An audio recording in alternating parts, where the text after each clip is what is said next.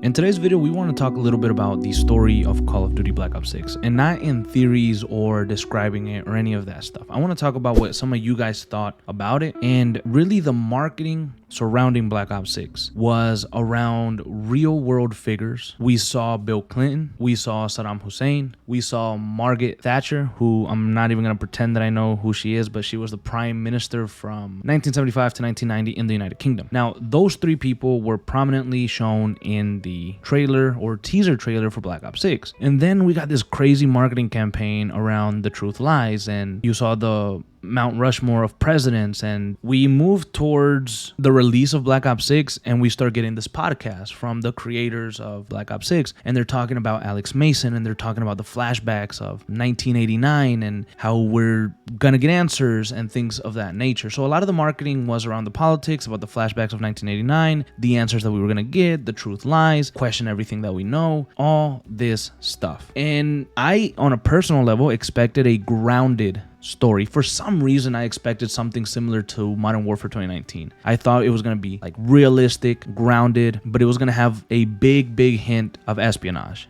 That's what I thought. I thought we were going to see Bill Clinton. I thought maybe there was going to be a mission with him where we interact with him or do something for him. I thought that we were going to see Saddam Hussein. Now, unless I'm mistaken, because I have to replay the story and all that stuff, but we never saw Saddam Hussein physically in the game. We never even get a mention of Margaret Thatcher, who was, again, in the teaser trailer. There's no real mention of even England or any of that stuff. No, nothing. So why did we include all three of those characters? We briefly see Bill Clinton from afar, but we can't even get close to him in one mission, in Most Wanted. And then we hear about Saddam Hussein, but we never see him. We never tackle him. We never try to get him. Nothing. So the question for today's video really is, were we lied to by Black Ops 6? Were we misled? It's not about, let me go attack Treyarch in Call of Duty Black Ops 6. I don't care about that. It's not about, let's defend them either. It's just a conversation. I don't know. In my personal opinion, it feels a little bit like I might have been misled. Maybe I created this thing in my head where I thought we were going to get this cool, grounded story, but maybe I was disappointed when we didn't. But the story started off so good. It started off so grounded. It seemed so realistic, almost like a movie. And I thought, oh, okay, this is nice.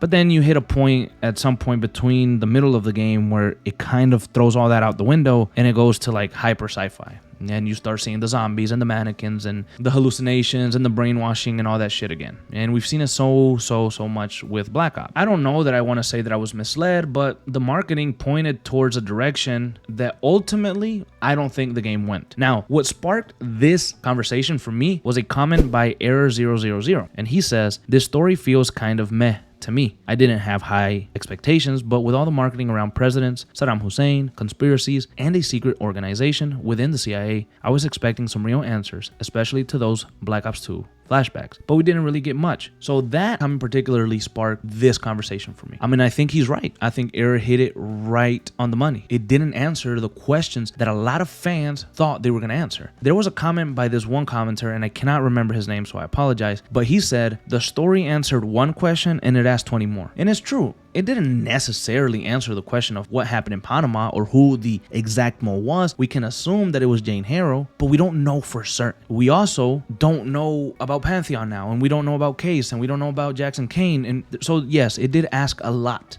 more questions. Now, if we go into more comments, we have one from TSunny999. Who says, "Was expecting to see more of Bill Clinton, like how Reagan was in Cold War, and also Saddam Hussein and Margaret Thatcher from the original trailer." So that comment also points to the fact that, we might have been a little misled. Whiteside Chase 2 comments, "I thought it had cool parts, but a big letdown on the story. They got lazy and threw in zombies for a side effect." Is that true? Did they get lazy and just throw zombies as a side effect? We don't know. This took 4 years of development. This is a AAA game with millions of dollars behind it. Did they get lazy? I don't think they did. I think they threw the zombies in there because they thought that it was a good idea, because they thought it was a good twist, because they thought it was maybe a good way to break up the story. And for some, it worked, and for others, it didn't. Then we have J.C.462, who also commented. He said, I absolutely loved that they are trying new things and brought out a campaign that is completely different than something we've ever seen before. It's very refreshing for the franchise. I feel so sick of the same missions over and over again every year in Call of Duty, when you just go in guns blazing and you start shooting people. But this campaign felt like spy, espionage, and it felt like horror, which I love those elements. I especially love when Call of Duty missions break out of the norm and try something new in a new genre, like the Gala mission in the game, the KGB mission in Cold War, and Alone for Modern Warfare 2. Now this comment shows that it's not all bad, and some people truly did enjoy the zombies aspect, maybe that it wasn't as grounded, and I do commend Call of Duty for that. And Treyarch, they did take a risk and try something new, and that particular question of risk taking is going to be addressed in a different video. But for today, we can see that J.C.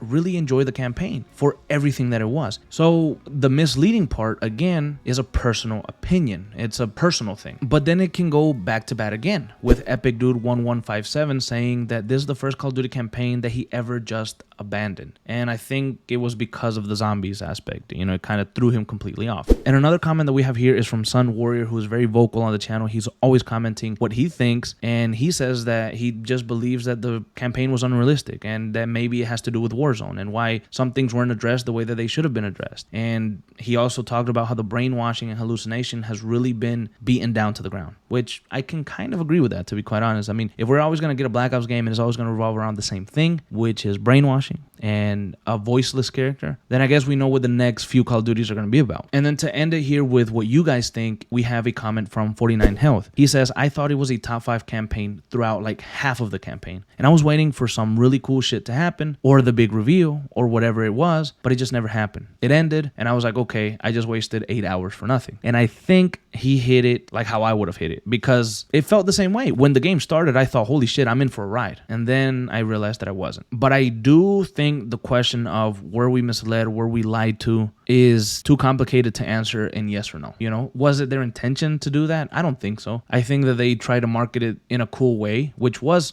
good. I mean, the marketing this year was insane. I mean, insane. I don't even know how many millions of dollars probably went into just the marketing alone. But when they delivered, it just wasn't enough of what they showed. It wasn't enough Bill Clinton. It wasn't enough conspiracy. It wasn't enough Saddam Hussein. It wasn't enough Desert Storm. It wasn't enough Iraqi war. It just wasn't enough. I feel if we could have grounded the story more, then maybe it would have been better. We could have still incorporated some of that horror aspect when you're playing as Case in Kentucky. We could have followed Troy and Savati Dumas into the laboratory and start digging, but we get separated, or they go a separate way to look for something and we go a separate way to look for something. And while we're alone, we start stumbling into things that seem weird, and it's still dark and it's still creepy, but it doesn't do a complete 360. You know what I'm saying? So that's the main point that I wanted to get at today. The campaign marketing felt like a different game to the one that we really got. The campaign marketing for the first 3 hours of the game made sense because it was actually felt connected. It felt like we were actually doing this cool conspiracy thing. And then for the next 3 hours, from the half point on to the end of the game, it forgot all about that. So did Call of Duty Black Ops 6 lie to us? Did they mislead us? Did we get the right game? I don't know. On a personal level, maybe not.